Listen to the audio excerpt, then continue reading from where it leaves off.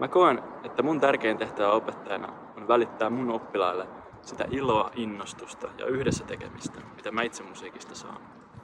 Opettajan työssä hienoimpia hetkiä on ne tilanteet, kun huomaa, että oppilas oivaltaa jotain ja oikein innostuu ja inspiroituu siitä musiikista. Moikka, mun nimi on Arttu Ollikainen. Opettamisen lisäksi mulla on aktiivinen tausta myöskin esiintyjänä.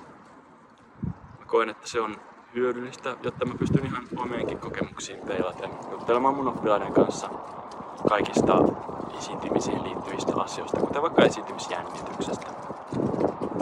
Mun vahvuus muutenkin opettajana on sellainen keskusteleva ilmapiiri soittotunneilla. Mä pyrin aina luomaan sellaisen oppimistilanteen, jossa mun ja oppilaan välillä toimisi semmoinen hyvä kommunikaatio, koska kommunikaatio on kaiken perusta. Mä oon itse luonteeltani aika rauhallinen persoona. Mä koen, että se on myös yksi mun vahvuuksista.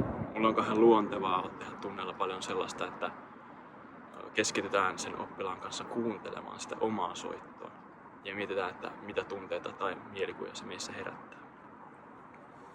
Mä pyrin kannustamaan ja rohkaisemaan mun oppilaita luovuuteen, esimerkiksi siten, että annan heille vapautta tehdä heidän omia musiikillisia valintoja.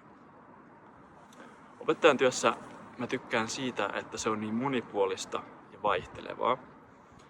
Siksi se tavallaan haastaa mua jatkuvasti kehittämään mun omaa ajattelua ja toimintamalleja. Oppilailla saattaa olla keskenään hyvinkin erilaisia tavoitteita sen musiikkiharrastuksen suhteen.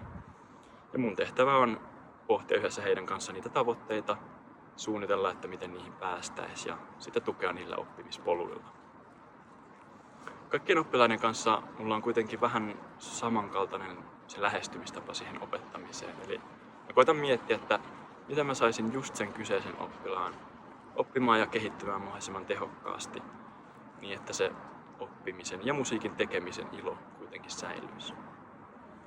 Mä keskustelisin mielelläni lisääkin näistä aiheista kasvatusten, joten toivottavasti ollaan pian yhteydessä. Kiitos.